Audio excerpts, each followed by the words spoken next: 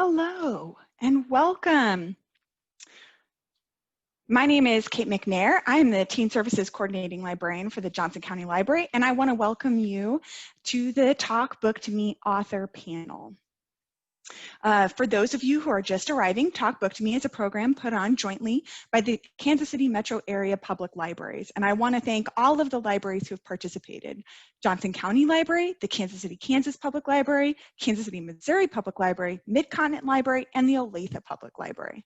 I would also like to give a big shout out to our team planning committee, Neha, Sumya, Alicia, Malavika, Liz, and Eve. Okay, it is now my pleasure to introduce our panelists and moderator for today's event. Rebecca Koffendafer writes sci-fi, fantasy, and young adult books about space, magic, and people walking away from explosions in slow motion, a personal favorite genre of mine. Her debut novel, Crown Chasers, just came out. It's a sci-fi adventure about deadly competition to determine the fate of a galactic empire. Welcome, Rebecca. Thank you so much for having me. Mike Curato is an author and illustrator. Many might recognize his name from the cover of his popular Little Elliot series for children.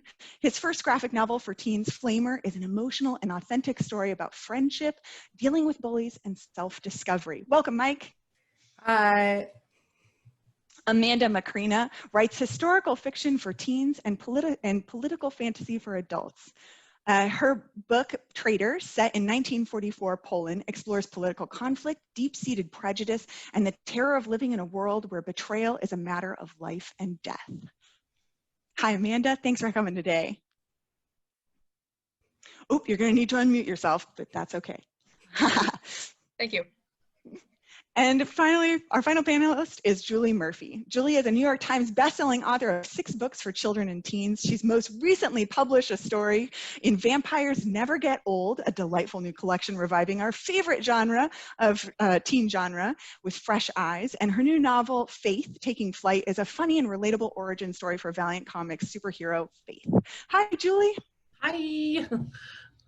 And then it's my pleasure to introduce your moderator for today. Neha Schrader is on this panel as a moderator. She's a senior at Olathe North High School. She volunteers as an editor for the Johnson County Library's literary magazine, Elementia, and is an organizer for Mid-Continent Public Library's Lit Up Festival. Neha has had several poems and essays published in literary magazines and served on the planning committee for all of today's events. Thank you, Neha, and take it away. Thank you, Kate. This is so great to see everybody today. So I'm just going to jump right into our questions. So for our first question, I'd love to hear from Rebecca and then from Julie, since you both are on multiple opposite ends of the publishing spectrum.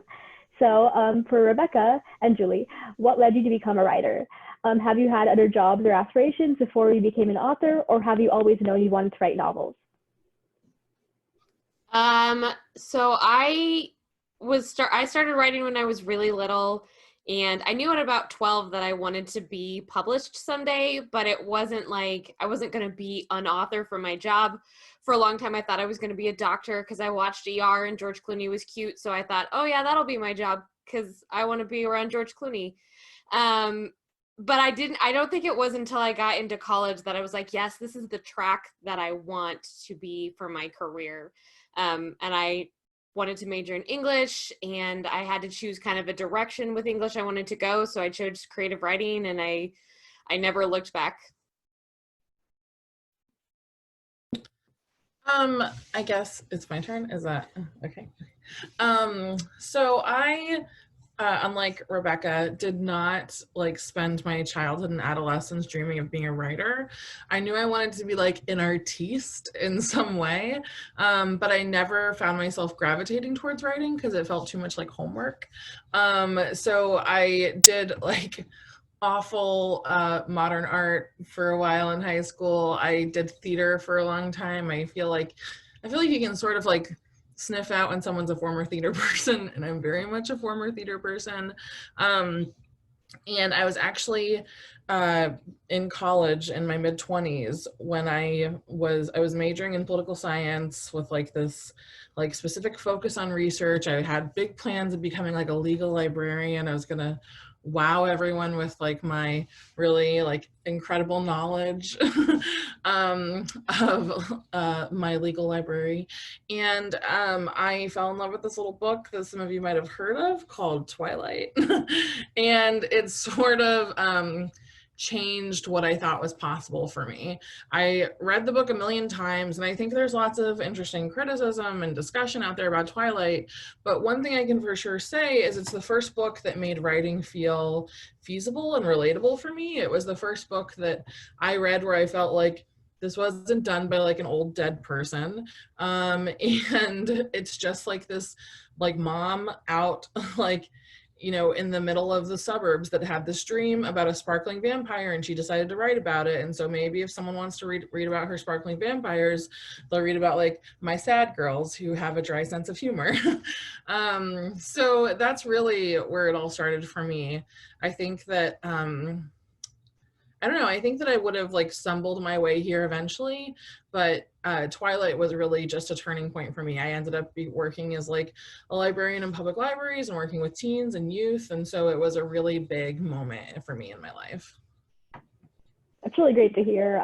You guys have like so many different stories, and I didn't expect Twilight of all things, to be honest. So for our second question, I'd love to hear about inspiration, because I'm always interested to hear about the genesis of a story. So for Mike and then Julie again, I'd love to hear about how you guys come up with your story ideas, especially since you both have multiple published works out there. And I'd love to hear about like maybe your favorite story idea. So yeah, Mike, take it away. So I guess I should preface by saying I've mostly written for little kids, mostly picture books, and this is my first YA book. And I guess with picture books, what's common for me is I'll often be making some drawings, and then I'll write about the drawings, and I'll go back and forth and until a story starts to form. And this was a really different approach for me for this book because it's much more personal. And while it's fiction, it's very much based on my own life experience. So I have a bit of a spoiler alert, and it's going to get heavy for just a moment. But I did experience some suicide ideation when I was a teenager. And that was really the focal point of what I built this story around. It was something that I really wanted to address, as well as just the, you know, basic struggle of being queer and closeted as a teenager in America. And while the book is set in 1995, I think it's still very relevant to today. So I did a lot of like digging into past memories, not just from when I was a teenager, but throughout my life, and just kind of tried to condense a lot of that experience into a week of Boy Scout camp that the main character Aiden is attending the summer before high school. That was kind of a turning point for me, was when I was 14 years old, and I was facing those really intense questions. So, but there are also fart jokes, so it's not all doom and gloom.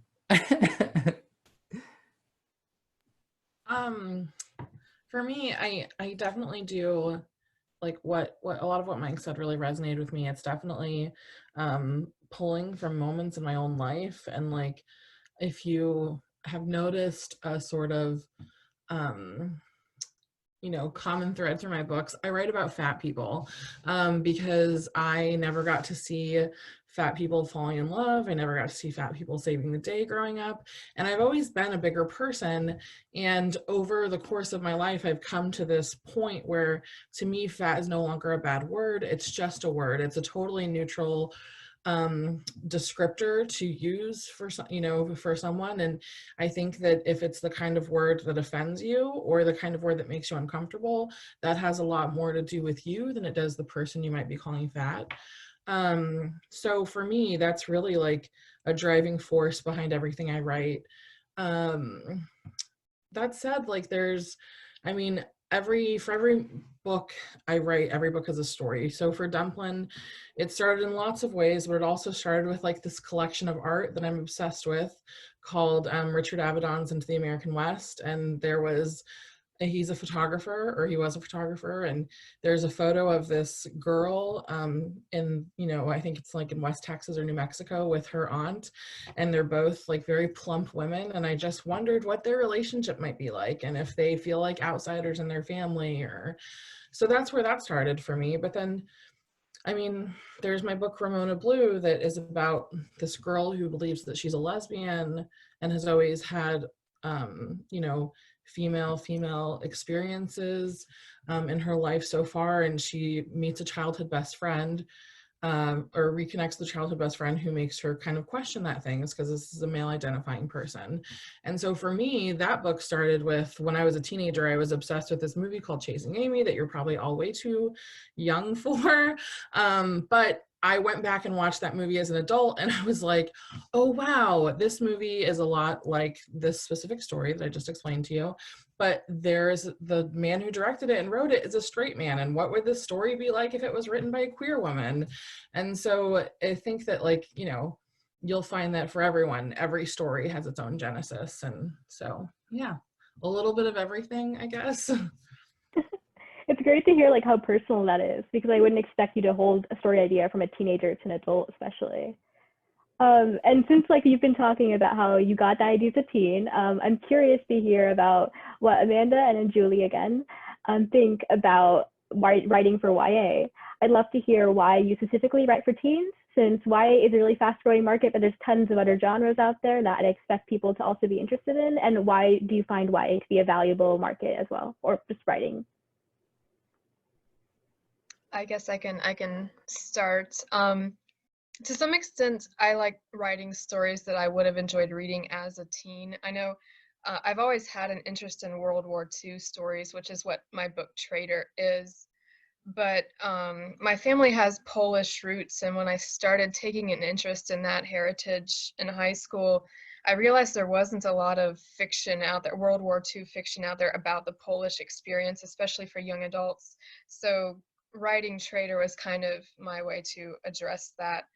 But also, I think I tend to come back again and again to stories about belonging and identity, cultural identity, ethnic identity.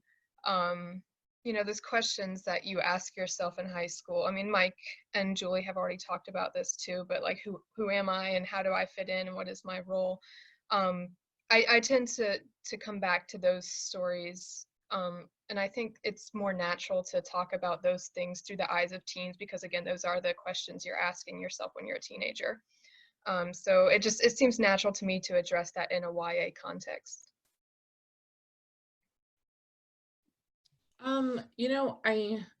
Like I said earlier, I sort of like stumbled into YA because this book that I fell in love with happened to be young adult.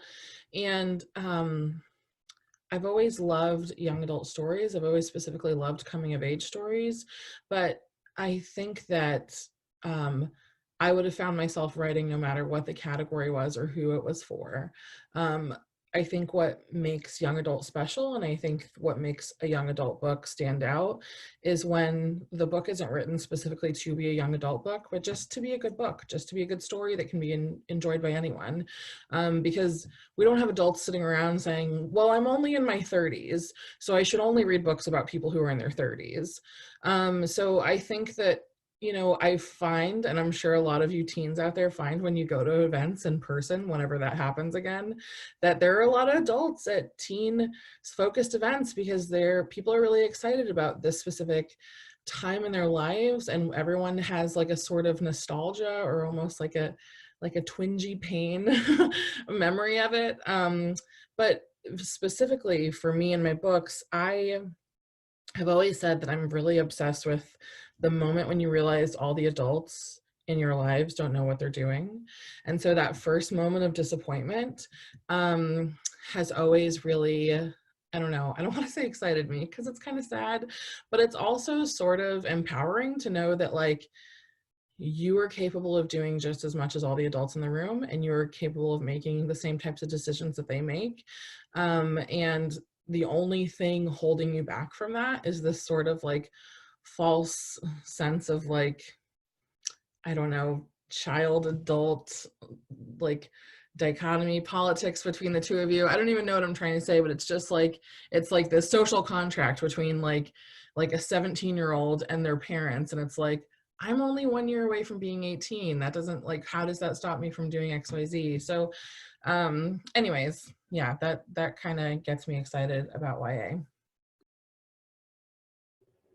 Oh, it's really good to hear that like you guys find that really valuable and interesting, especially since teens are such a like monumental time in their lives.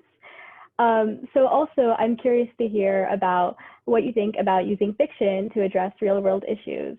I know a lot of you write contemporary, but some of you, like Amanda and Rebecca, also write historical fiction and science fiction. And I'd love to hear about how you shape stories and in those worlds, and you use that to address things that you see reflect in real life. So I'd love to hear from Amanda again, especially since you talking about a Polish setting in World War II, and then Mike and Julie as well. Yeah, so like I said earlier, I mean, when I was a teen in high school, I didn't find a lot of historical fiction that was about the Polish experience during World War II.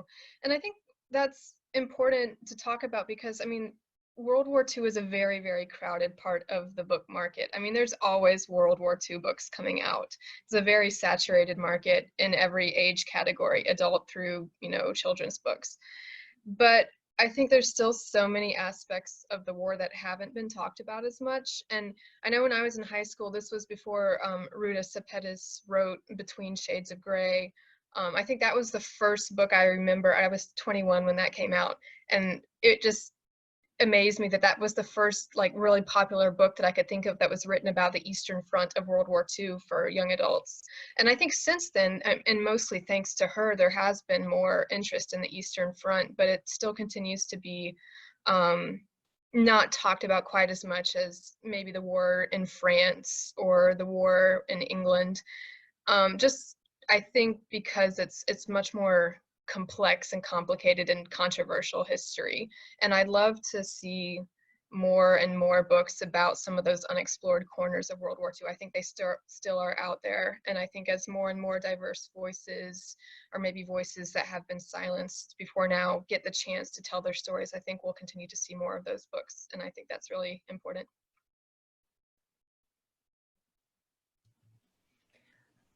Should I go? Yeah, I'd love to hear from you, Mike. Yeah, sorry, I was like all wrapped up in what you were saying, Amanda.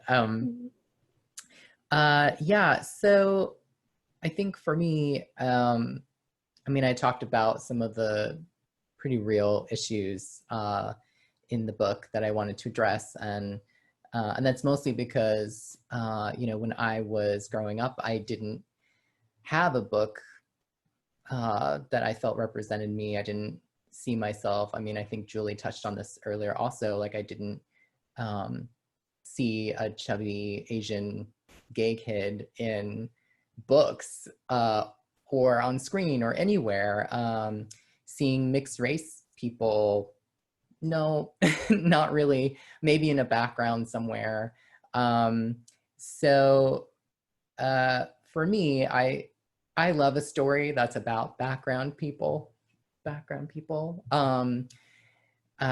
because it took me a long time to discover that I'm not a, what is the word? I'm having a brain fart. A side character? Yeah, kind of. I was gonna say, what's that person that gets cast as background? So like not a lead, but you know what I mean. Like an extra, maybe? What's that? An extra? Thank you. Yeah, Oh, I'm not an extra. I'm a lead character in my own life. I am the lead character in my own life. That's the point I want to make. Thank you, Julie. So yeah, so I hope that Flamer it acts as a mirror and a window, which is a turn of phrase that gets talked about a lot in literature for youth among like educators and authors anyway. So a book can act as a mirror, right? When it reflects the reader, right? The reader can see themselves in the book, which is so important to have that validation of be like, oh, my life is worth enough to write about. That's very important. And it's also very important that it's a window, right? It's a way for people who don't have that experience to be able to look in and maybe gain some empathy and understanding for someone who has that kind of life. So that's what I hope this book can serve for. And also, I just want to point out that, you know, I'm talking about representation, and queer youth are so underserved in literature, and we just need more queer stories. Like, I hope they just keep coming, because honestly, queer teens are at higher risk of suicide, of homelessness, of self-harm, and I hope that a book like mine and other queer stories can act as lifelines for those folks who haven't quite found their community yet. You know, I just want people to know that they deserve to be here and deserve to take up space. So. That's such an important message, Mike. I really like that. Thanks. I think your book really does represent that very well too. Thank you. So for our next question, I also want to talk a bit more about characters and protagonists in particular. So I'd love to hear from Rebecca and Mike on this one. I want to know how you guys figure out how to design a dynamic main character. Do you find yourself drawing from your own life experiences? I know, Mike, of course, you did talk about that a bit. And Rebecca, your protagonist is a blue-skinned, like, alien creature, so I'd love to hear a bit if you have any, like, feelings about that. So, yeah. Yeah, definitely a little bit different. I cannot say I've ever piloted anything through space. So on the one hand, very much not like me. I think actually, honestly, traditionally, I tend to write protagonists who are not like me much at all. It's more of a way for me. It's usually I design a main character by starting with something that I'm afraid of, and then I put them through that, which sounds kind of terrible, but yeah, Alyssa Farshot in Crown Chasers is extremely different from me. She is, you know, reckless and fearless and very brave, but she is also very much has this very constructed idea of what her life is. And so I gave her one of my biggest fears, which is the fear of big and overwhelming change, which I am terrible at. I do not adapt well. I'm terrible at change. So I tend to explore it a lot in my books because it's like therapy that I take out on my characters. With her, though, in order to make her as dynamic as possible, I did still pull elements from myself. I gave her a lot of my sense of humor, self-deprecating kind of attitude, sort of like, oh, emotions are just so messy, put them over there kind of thing. So I think with every main character, I find elements, the squishiest elements of myself, that I put them in, but then I also give them a lot of other things that are going to make the particular plot the most challenging for them. So somebody who's had a lot of freedom suddenly getting roped down by responsibility and the challenge that brings her is kind of how I went about creating her. Yeah, I would say that Aiden, the main character, is very much based on me. But I like to think of him as a more courageous version of my 14-year-old self. He actually does things that I would have never dreamed that I would have said or done at that age. But I was definitely thinking it. So part of this character was really fun for me because I got to go back in time and be like, what if I went there? Like, what if I said that? What if I did that? What would have happened? And a lot of the other characters in the book are kind of amalgamations of different people that I've known, or like maybe types of people, kind of wrapped into different characters. I think, you know, each character kind of represents lots of different people in my life. So, you know, Elias is Aiden's best friend at camp and tent mate and canoe buddy, and he realizes during the book that he has a huge crush on him, and he's like, oh my god, what is happening? And you know, and Elias is just like a really nice guy, but straight and just like not getting it right, like, and then there's his friend David, who is like super snarky, and they end up making friends. And I remember it still can be really hard for me to make friends with like a straight guy. It always has been. I've always made friends really easily with girls. And so that friendship was like exploring that experience of like a gay kid just trying to be friends with a straight kid. Like, I think part of homophobia informs the people at large, that like, if I'm a gay guy, then I'm interested in every single guy in the room. And if that is just so not true, as I'm sure many other queer folks can relate to. So that was a really fun thing to explore. And they have like they discover they have this similar sort of sarcastic sense of humor that they bond over.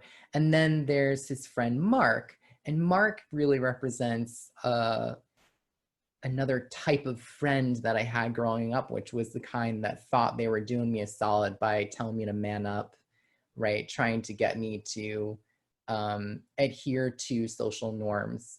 And it's this weird crossover of friendship and bullying, because on one hand, they were actually trying to protect me, but on the other hand, they're actually really harming me, because they're not supporting me in being myself, and they're actually just enabling the culture that says it's not okay for me to just be myself, and that I don't really belong here. So that was a really interesting character dynamic to play with. So anyway, those were like the major folks. And then also Aiden has a pen pal, Violet, who is based on one person in my life, Lara, who the book is dedicated to. And we were pen pals. And she's the only female character in the book, but is also like off screen, because she's a girl and not allowed at Boy Scout camp. So, but she's kind of this outside source of support for Aiden, and someone he can be honest with. So anyway, but yeah, I love working on characters, but I definitely pull from real life, and then go to that question of like, what if, like, what have I always wanted to say or wanted to do, and then play. I love that both of you like play around with your characters and kind of like add things that you'd love to see in real life too. Okay, for our next question, I want to hear a bit more about the challenging aspects of storytelling. For Amanda, I'd love to hear about how you develop a world, especially since you are working with historical fiction, and I feel like it would be kind of hard to play around with fact and fiction at the same time. So yeah.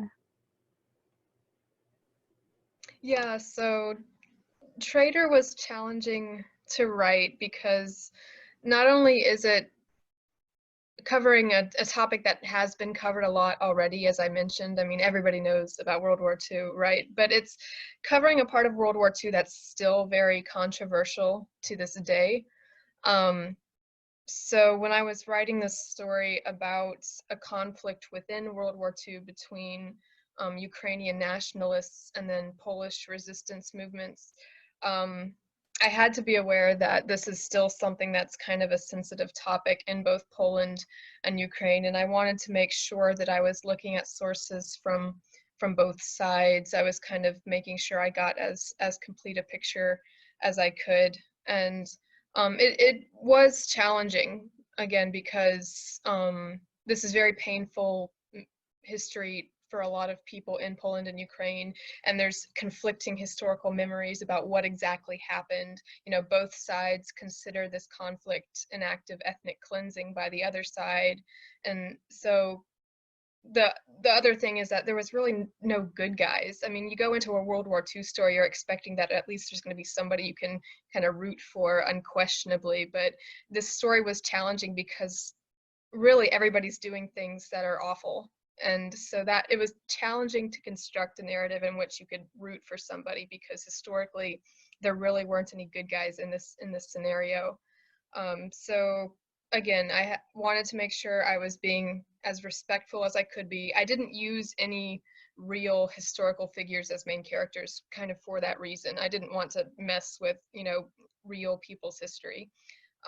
So there are a few historical figures that show up kind of on the fringes in Schrader, but they're all minor characters. They're only talked about. They're never actually part of the story. But yeah, it's definitely a tricky part of the world to write about, for sure. That's really interesting. I like that you don't really play around too much with historical fact so that you can kind of do your own thing. Also, I'd love to hear from Julie about world building as well, since you all kind of have a different perspective since you do more contemporary work. And I'd like to hear about what you have to say about that. Yeah, I come from the school of thought of the great Tessa Gratton.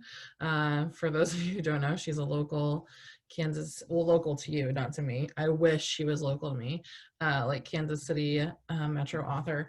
And when I was just a baby author, I was so scared to include world building in my contemporary novels. It felt like I would be detracting in some way, or it was like this impossible thing that I didn't know how to do. And I felt like just by not writing a fantasy novel or a science fiction novel, I felt like I was already making that decision for myself. Like, well, I'm writing contemporary, so I don't have to world build because the world is the world around us that we already exist in.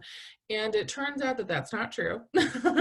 And that I was just terrified to like jump into world building.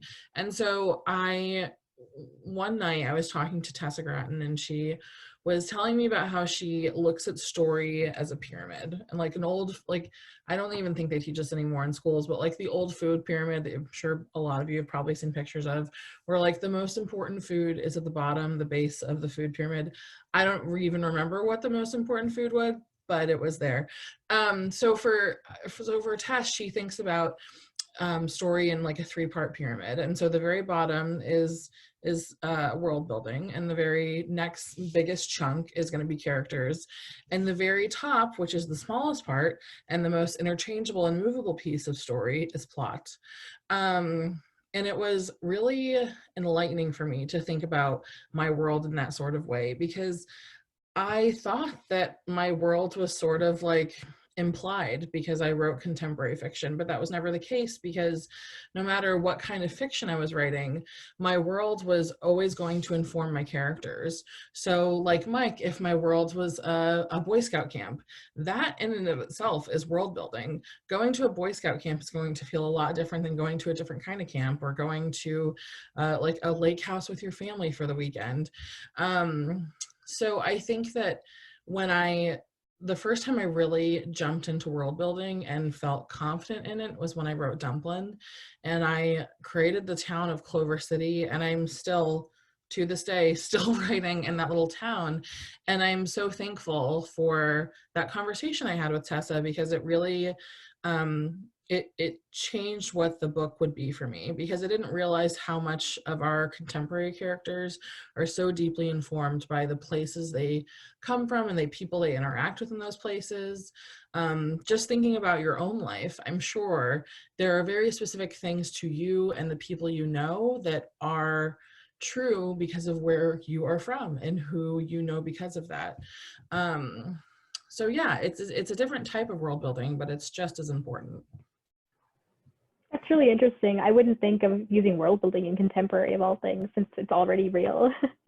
I also am curious about all of your different genres since you're all from very diverse spectrums of the YA genre sections. I'm curious to hear about why, for Rebecca and for Julie again, about why you chose to work in that specific genre. Is there any reason you picked that genre and that drew you to that genre? And would you ever want to work outside of your comfort zone? Or if you have already worked outside of your comfort zone, what was that experience like?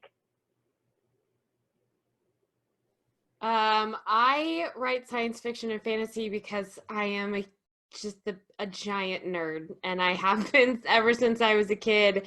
I loved, Willow and the Dark Crystal and Labyrinth and Star Wars and Star Trek. So I basically my parents basically raised me on all of those kinds of books and stories. My mom had dragon statues all over the house. And those have always been the stories that I love because, I loved them as a kid because anything was possible. I could I could insert myself as this character with superpowered magic. I could travel through space. And then I love them still as an adult because I can do all those things, but I also can find ways to explore the real world around me through the lens of science fiction and fantasy and have ways to sort of pluck out things that I'm struggling with in our real world and put them in a totally different world and explore them sort of in detail and have my characters explore them. And I think I just keep coming back to the fact that I just enact my own personal therapy on characters, but that I think that there's something really great about the speculative genres for that reason. I would I probably will always come back to science fiction fantasy. I have so much respect for people who write contemporary because I have actually tried to plot out contemporary stories and I can never get it right because I'm like, well, but you just throw a dragon in there and then you're done. And then it's just and it doesn't fit together. So I think I've also played with historical ideas, but that is so much is needed to so much research that Amanda had to do to get that right and to make sure that that was resonating from the time and place that she was writing. I think that those categories are amazing. And if I can grow my skills someday, maybe I'll try and write up to that. But for the most part right now, I stick to my nerd realm because I still love to play with magic and space and stars. I love magic and space and stars too, so much that I feel like I can never do it justice. So I feel like we're on opposite sides of the spectrum here. We're both terrified to play in each other's sandboxes. I've always gravitated towards contemporary because do you ever get stuck on an internet spiral where you're just watching the same type of video over and over again, where it's watch this traumatic video of this owner being reunited with their dog, or watch watch this girl have a surgery and be able to see for the first time, things like that, just very amazing but normal and ordinary real life events. I find those really riveting. But I have always wanted to expand and try different things. So I feel writing Faith was my first real attempt at I guess you could say a light urban fantasy. The whole time that I was in negotiations to write that, I was but she's still in high school. It's still totally normal. She just flies sometimes, right? And they were yes, she just flies. And I was so no other planets, no other species, just flying. And they were yes, just flying. So it's daunting and it's scary, especially when I've been doing it for a while now. And so it's when you put a new book out there and it's got new elements, you want to satisfy all the readers who have stayed with you for so long, but you also want to satisfy all the readers who might try you out for the first time because they only ever read sci-fi or they only ever read fantasy. So yeah, it's it's the most exciting and daunting part about writing. And also there's the whole dilemma of once you start writing a very specific thing, publishers get used to expecting that from you. So you have to explain to them, or you have to pitch yourself to them in a way that makes them excited to give you a chance on like a whole new facet of your career. So there's a lot of things that work there. Thank you both. That was really interesting to hear. I'm so surprised that both of you have like different spectrums on the idea of sci-fi and fantasy. So before our next question, I do want to talk to the audience for a second there, because you guys can ask Q&A questions that we will answer after our panel questions are over. So please pop them in the chat as you have the questions, and we will get those sorted out. Okay. For our next question, I want to hear from Rebecca and Mike, since you both have a debut in the young adult and middle grade section, but Mike, you also do have an extensive history with illustrations and picture books. So I would like to hear a bit about your careers in publishing, and I just want to know how those careers have kind of stand out. I'd love to hear if you guys have career like success and achievement that have shaped your ideas of writing process as you've gotten through more and more books, or if you have a specific way you've always stuck to.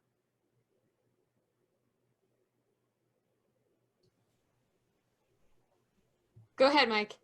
Oh, thanks. I unmuted and you unmuted. I'll go for it. No, it's all good. Yeah, well, I think okay, so there were a few things going on, right? So my career, I would say I have always wanted to make art since I was, since I can ever remember. And I've always kind of told stories even as a kid. Like I loved storytelling, even though I didn't necessarily think of myself as an author, but I would write short stories, I would write poetry. And I thought about like, oh yeah, picture books when I was a kid. And then as a teenager, I was obsessed with comics. They really saved me as a reader. I'd say especially middle school, I would venture to say I hated reading, but I loved comic books. Like I didn't, they kind of lost me with the transition between illustrated books and just like full on novels. I wasn't ready for like the brick of text. So I'd be like, oh, boring. I'd like fake my way through book reports and like talk to my good friend Cliff and his notes. But I would like save part of my lunch money, which, I mean, food meant a lot to me. I mean, it still means a lot to me, but I would save part of my lunch money and just spend it all on comic books, and would read everything I get my hands on, especially X-Men. So then I thought I would be like a comic book artist, maybe / author when I grew up. And then I went to college and didn't really know what I wanted to do exactly, but I knew I wanted to make art. And I ended up majoring in illustration and rediscovered my love of children's books. And I just think it's an amazing medium that there's so much emotion and drama like compressed into 32 to 40 pages. It's a pretty amazing feat actually.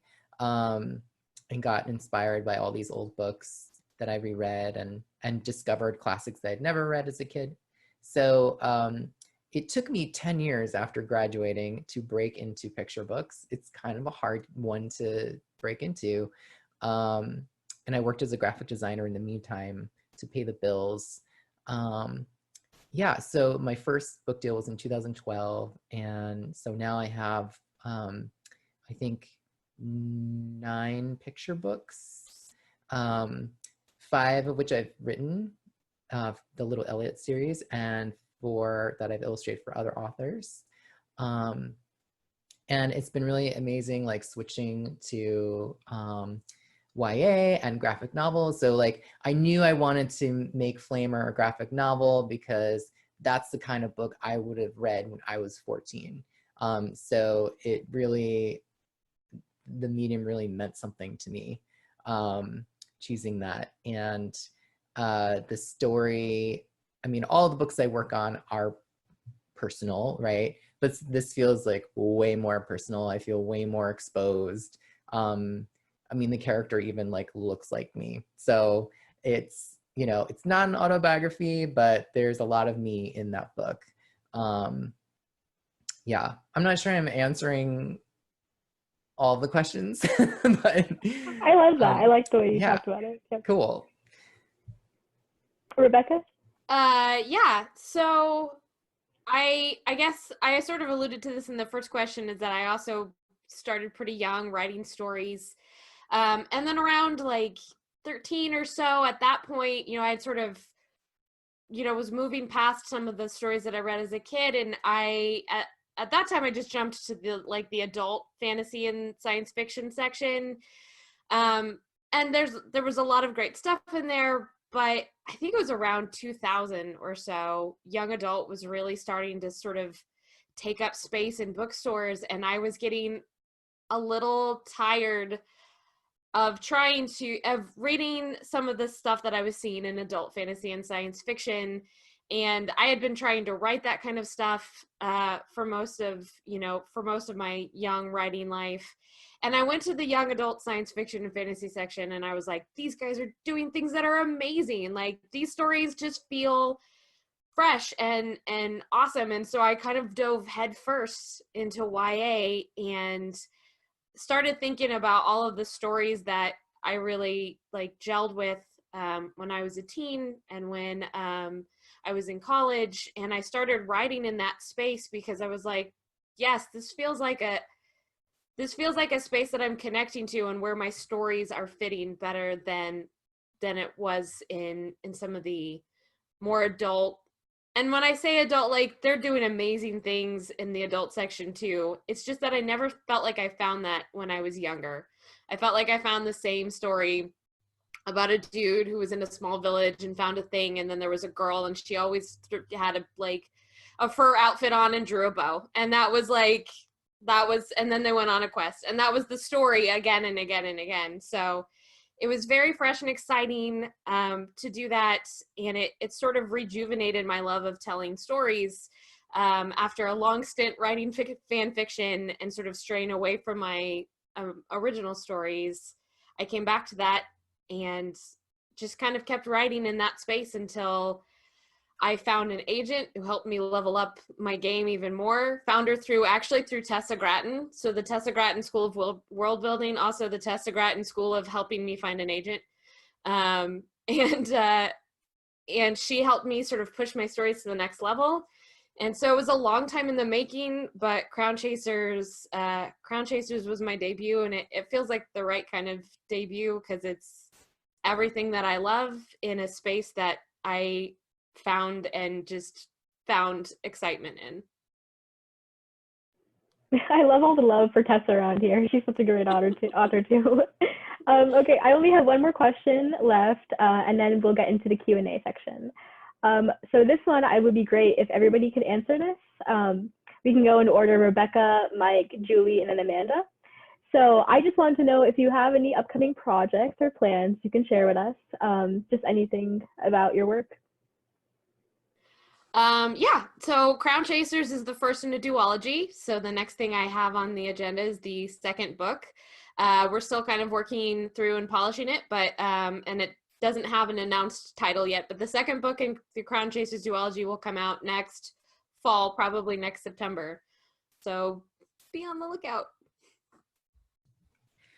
Well, I am currently illustrating a book that I wrote last summer. It's a picture book. And that will be, well, I'm not sure when it's coming out now because Miss Rona had other plans. So that's getting pushed back a little bit. And I have just a whole bunch of ideas that I am working on. But that's kind of all I can share for now. And I do have I just had a picture book come out a week before Flamer came out. It's called The Power of One by Trudy Ludwig. And then I have a new picture book out with Samantha Berger next year called The Sherry Godmother, which has not to do with drag, but is kind of drag inspired in many ways. But anyway. Is it my turn? I forgot the order. I Yep. hope I'm not speaking out of turn. Okay. Mhm.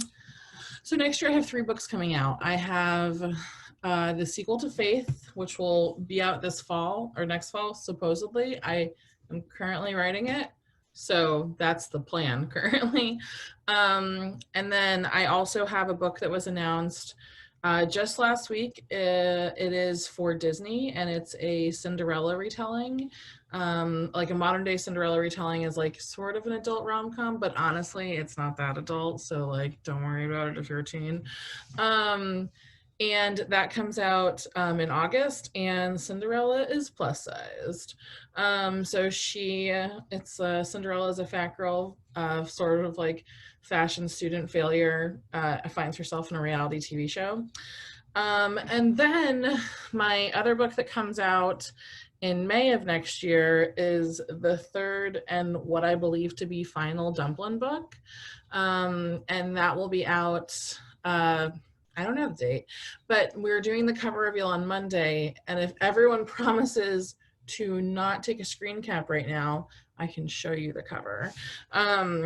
But Pumpkin is about a fat gay boy who loves drag and finds himself running for prom queen. Oh my God. Sort of. Can anyone see? Okay, I hope you can see. But anyhow, that will be the cover reveal for that will be on Monday. So if you want to see a non-blurry, like cell phone picture of it, then you can keep an eye on my Instagram on Monday. Oh, Amanda, I'd love to hear from you too. Yeah, so I'm kind of in the same boat with Rebecca. I have a companion novel to Schrader that's coming out, but I can't say the title yet, but it's done. It comes out next fall, and I'm really excited about it because it's more of a, I would say, traditional young adult adventure story. It is also a World War II story, but it's got more of a traditional kind of linear narrative than Schrader does. It's about a Polish girl who has to work together with an enemy soldier to find her special agent brother when he disappears on a mission. So it's kind of action adventure-y, and I'm really excited about it. So that's next fall. Those all sound so cool. I love hearing about like upcoming projects. Okay, so I'd love to jump into the Q&A section now. So our first question is from Isabel, and she's asking, how do you write a novel? Do you plan ahead with the plot or just write as you go? What has worked from your experience? And this is to any of you. Everybody's if I like, had my way. Oh, sorry, Rebecca. no, I was looking at all of us going like, how do you write a novel? I'll just answer very quickly and say, if I had my way, I would just like sit in front of the computer every day and have no idea what I'm going to do and go into it with a blank mind. But because I like being able to buy cat food for my cats, and other things like clothing and like Animal Crossing, I sell my books on proposal in advance, and so that forces me to do a little bit of an outline. And don't ever tell your teachers that I admitted to this, but it turns out that planning ahead just a little bit really does save you some pain in the future. I find that I don't have to edit nearly enough when I sort of know what I'm getting into, whereas like beforehand, it was a lot of rounds of edits and a lot of pain and tears. So like I said, don't tell your teachers, because if you do, I'll say that I have no idea what you're talking about. Rebecca, do you want to jump in? Or never mind, Mike, you can go ahead. I was just going to say, there's a big difference between writing a picture book and a novel / graphic novel. So this is the first time I just like sat down and wrote without really drawing for a book. And for me, I definitely needed that outline, but before I did, it was more about doing like, I'll call it like a brain dump of just ideas, like topics I wanted to cover, characters I wanted in there, just like maybe some like sassy lines that I'm like, I don't know where this goes yet, but someone will like get shady and say this really funny thing and I'm just gonna, you know, I'd have this little parking lot of ideas. And then once I kind of, when I was building my story arc, what I did was, this sounds so bootleg, but I had a Google Sheets doc, right? And the plot takes course over 1 week, and each day of the week is a chapter. And I really needed that structure for working on something so big. And in general, in life, when there's something I'm feeling really overwhelmed by, I need to like break it down into itty bitty tiny pieces, because I just can't, I won't be able to work on it. And then I applied the kind of schedule of summer camp as the bones of the story arc, right? So I'm like, okay, there are merit badge classes at these times, there's campfire every night, there's this side trip, whatever. And then I could kind of like take my parking lot of ideas and like start plugging them into places that made sense. I'm like, oh, okay, like this thing could correlate to this activity, so we can explore that in this chapter. So yeah, for me, it's about like breaking it down into digestible bits, and then you can always move things around as needed. Rebecca, do you want to talk about this too, or we can move on to our next question too if you don't want to?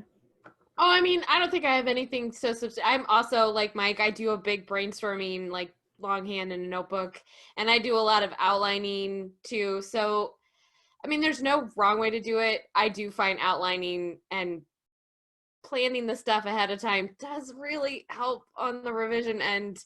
But yeah, no, I think I honestly think that you find your process by exploring. So try the outlining. If it works, awesome. If you're like, nope, then, you know, try a different tactic and see where it takes you.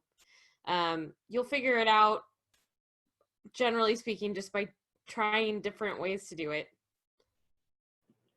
All right, that's really cool. I like the Google Sheets idea. I hadn't thought of that. Okay, so Ashley wants to know, or I'm sorry if I'm saying your name wrong. What do you do when you are stuck while writing? So writer's block. And this is to anyone again. I'll take it away. I find that getting up and doing some exercise helps a lot. If I'm stuck, just getting and leaving it and going and doing something else really helps, or like taking a hot shower, just kind of getting the juices flowing again. But yeah, giving yourself permission to walk away from it for a while, I think is really, really important. And often if I do that, when I come back, I'll see something that I hadn't seen before. So. Anyone else? Oh, go ahead, Mike. Chocolate, ice cream, cake, an episode of Great British Baking Show. Yeah, I mean, basically what Amanda just said. Yeah, I'll like do some exercise too sometimes, and even just like talking with friends. And I think it's been really cool. I've, you know, made like a little writing community for myself. Like some authors belong to like an official critique group, and I don't really belong to one of those per se, but I definitely have friends that I can like reach out to and be like, what do you think about this? So it's just nice to have a sounding board sometimes. Another thing that I'll do sometimes is, I think it's really important to read your work out loud. I feel like it does something for me anyway. I think it's something I learned with picture books, because they're meant to be read aloud, where like you'll catch things, or like things will occur to you when you hear it out loud. Yeah. Anyone else? No? Okay, that's really good advice. I like the idea of hearing things out loud too, to sound more natural. Okay, for our next question, this person is asking about the topic of representation. They want to know, how do you navigate writing characters with identities that you identify with versus ones that you don't identify with? And again, this is for anyone.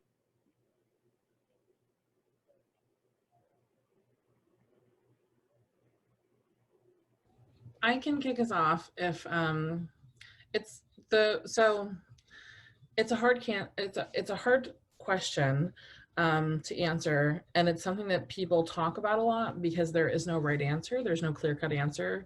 I do think that this answer to this question is different for every single person. For me specifically, I try to make sure that parts of every main character who I write, parts of their identity, are things that I personally can say are part of my identity. So like I've got this book with this gay boy coming out next year, and he's fat, and so I can say that I am queer and I'm fat, but I may not identify as male. But I think that based on my own lived experiences and how many people I know and hold dear to me who have similar experiences to this character, I think that I can do this character justice, and I think that I can do it with care. But I still think that it's hard to like prescribe an answer to this, because I don't want to give anyone license to write anyone, because I don't think that that is the answer by any means. I think that for me, there are just specific types of characters who I will never write. I'll never write a trans character. There are so many other trans authors out there who have much more to say about that experience and much more insight than I ever will. I typically shy away from writing a narrator who is a person of color, especially if it's a type of experience that I don't have any close connections to in any way. That said, I do have books where there are multiple narrators, and one of those people is a person of color, because I think that the danger there is that I have a book with all white voices, and I think that that's more harmful than me getting something small wrong about a person of color as a narrator.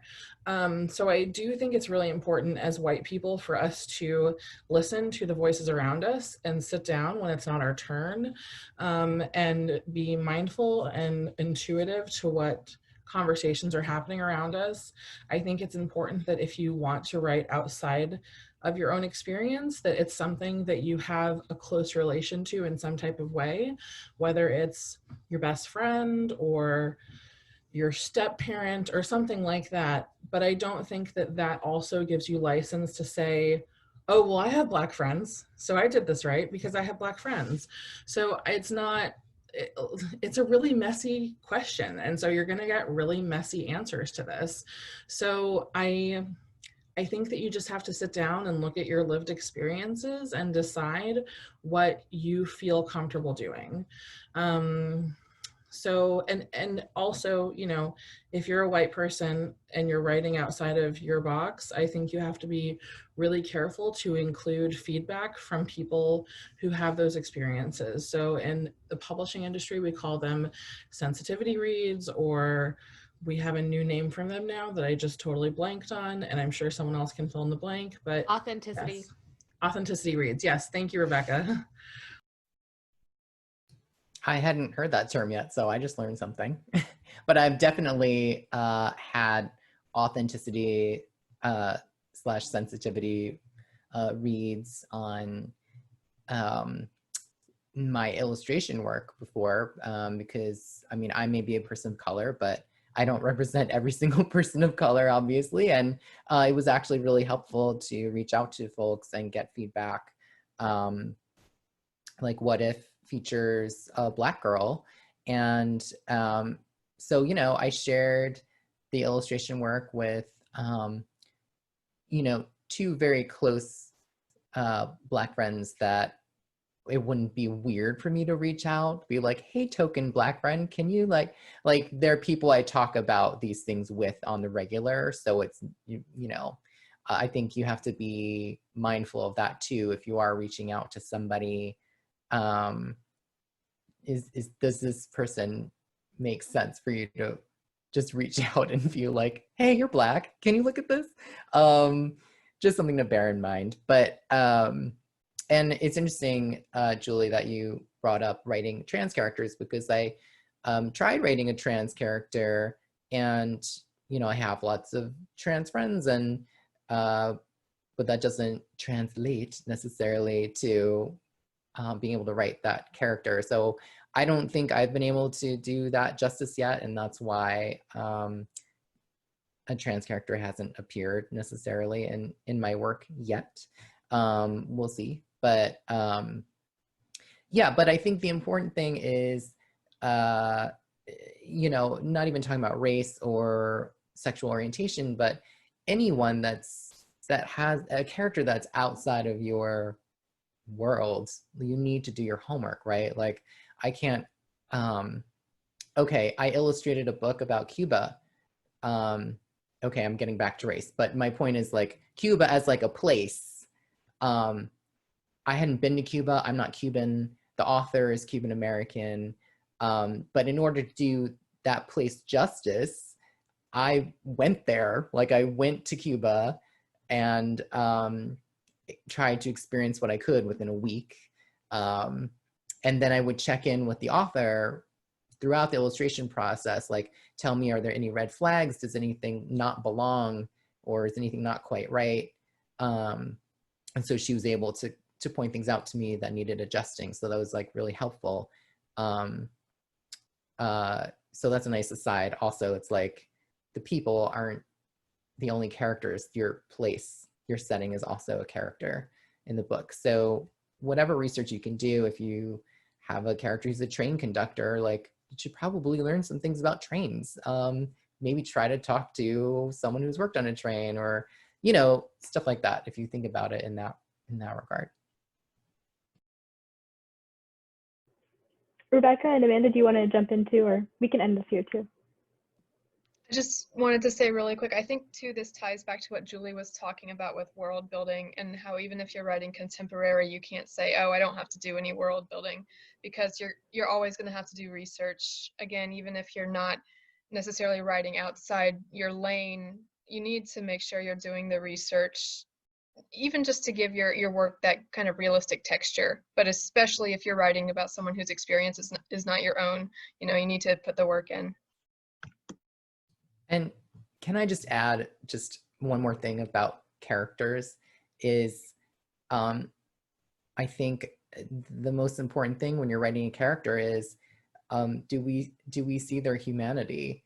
Like, are they three-dimensional, or are they just a type?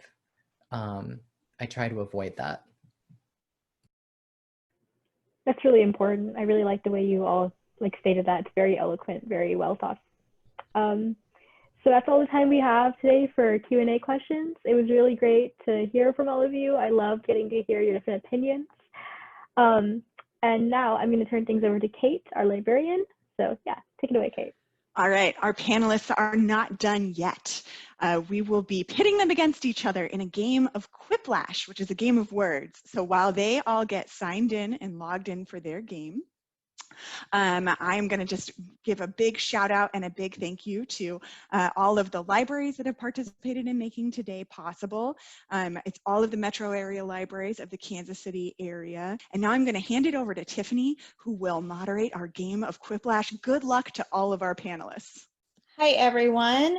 So as Kate said, Quiplash is a game of words, so we will get to find out which of our authors or our narrator has the quippy mojo going on today. I'm so nervous. Very nice names. Yes, the code is EZZF if you need to join still. And you'll be able to vote.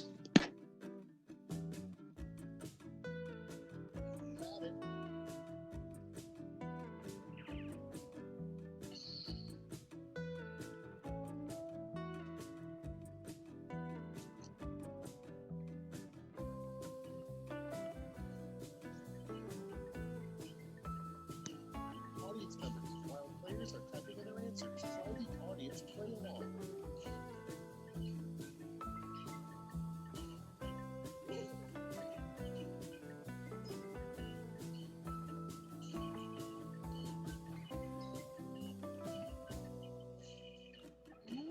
Guys, this is so nerve-wracking. So we are seeing as the audience a different question than they Oh, are. okay. I was really confused. Yes.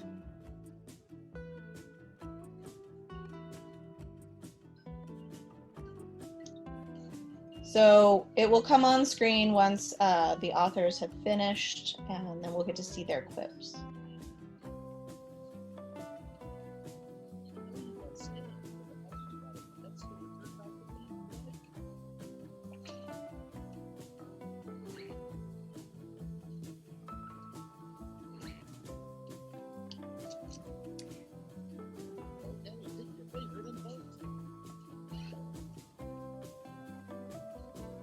Just a question. Let us know if it's too quiet for you and I can narrate over the top. Okay, so this question is, you know you got scammed when the puppy you bought at the pet store turned out to be Chewbacca or a rat, and you guys need to vote.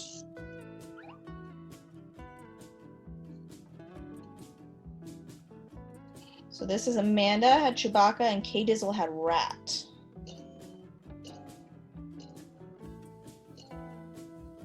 Oh, it looks like Chewbacca was the winner in that round for sure. And we're gonna have the audience vote on top. And 12 of the audience chose Chewbacca. Well done, Amanda.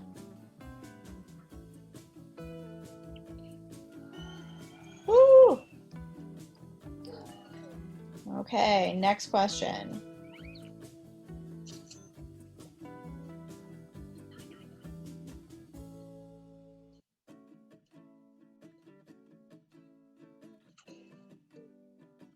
Oh, 100-point winner bonus. Nice.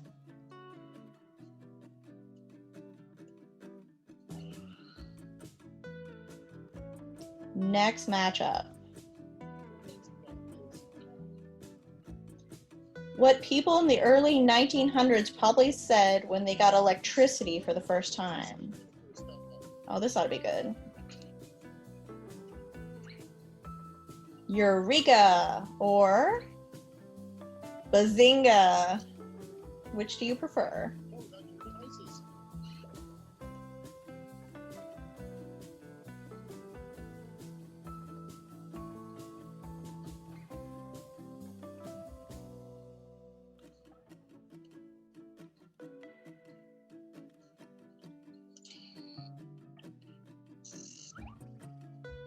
Okay, Misha versus Rebecca. Let's see.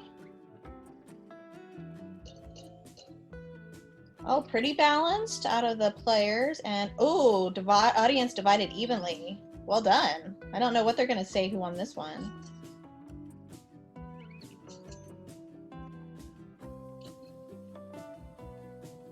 Narrow win for Rebecca.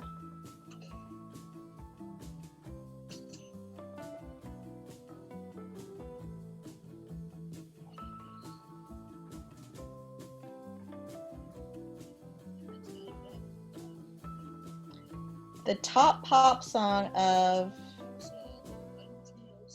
1906, probably.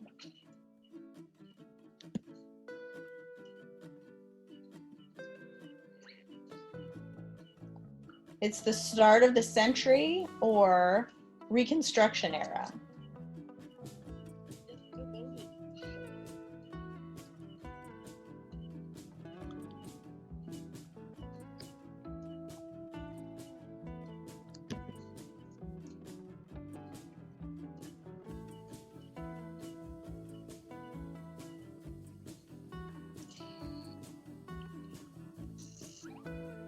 And our winner. Okay, so this is Neha versus Somya, our narrator versus one of our Yalk members.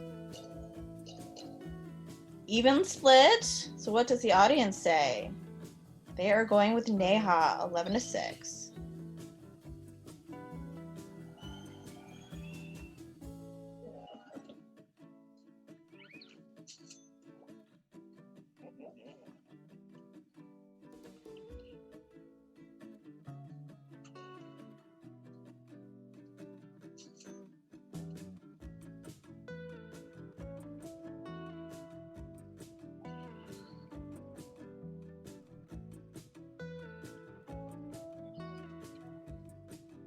A terrible brand name for cat food.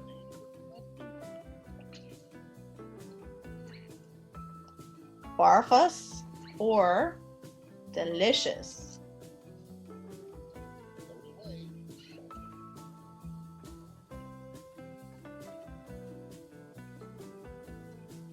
Or maybe it's Delict Plus. I'm not quite sure.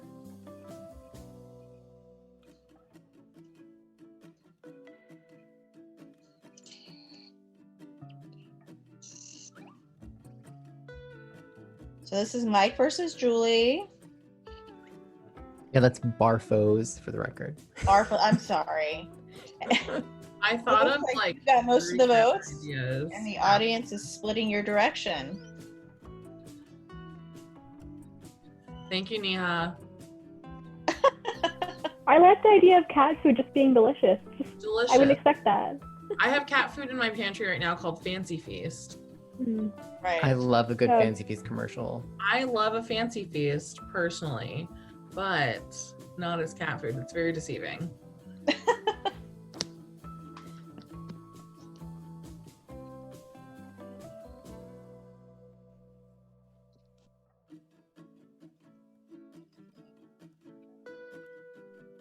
An easy way to start a fire is to rub what together?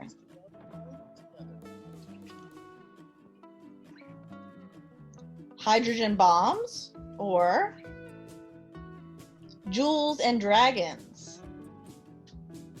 It's voting time.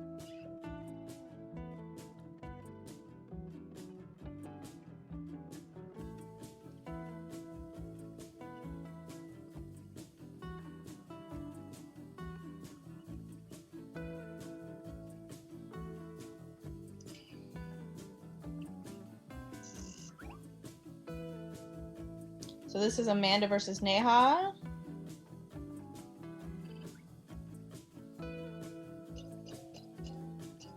Oh, going Amanda's way. What does the audience say? And they're splitting in your direction as well.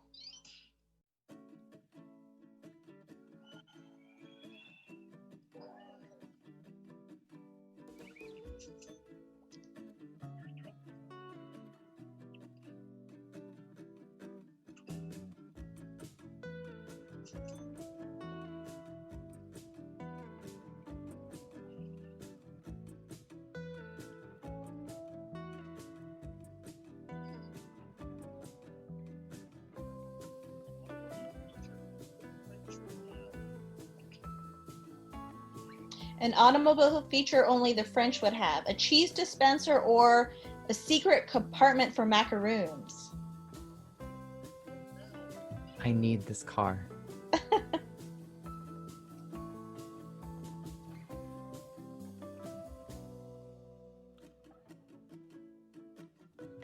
I want them both. That was a really hard I decision. would pay. I'd pay a premium for the upgrade. Yeah, Yeah. for both.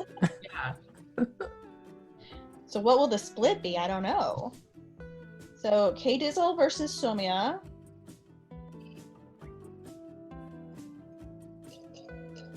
Oh, very even. And the audience 10 to 8. So close. This was the hardest decision.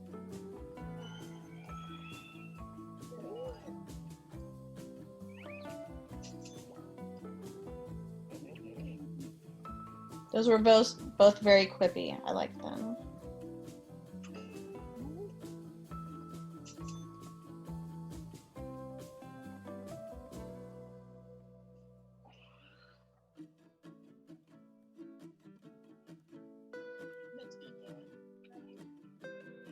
The worst thing to get stuck in your hair.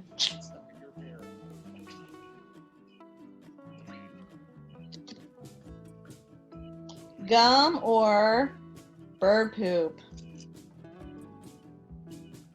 Ready, set, vote.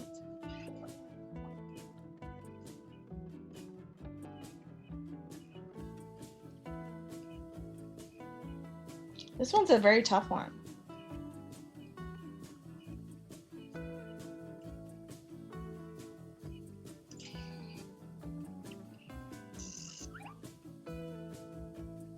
This was Misha versus Mike. Oh, everybody's going for the bird poop. And the audience split in that direction too. As someone who has had gum stuck in their hair, I would still take the gum over the bird poop. But I heard guess you could peanut just, butter works really well. Get out of your hair. But I guess you could wash it out. But it makes me like gag. yeah, no thanks. Oh, you got a special win there. Oh.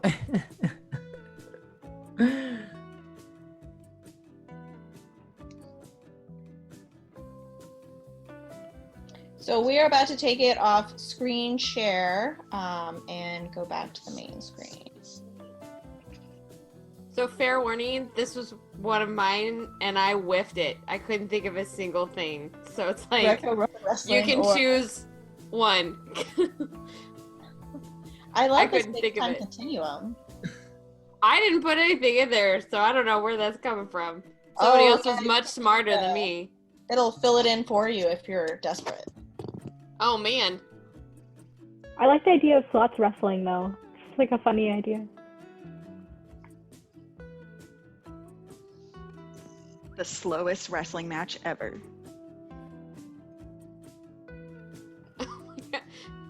So it autofilled Greco-Roman wrestling. Nice.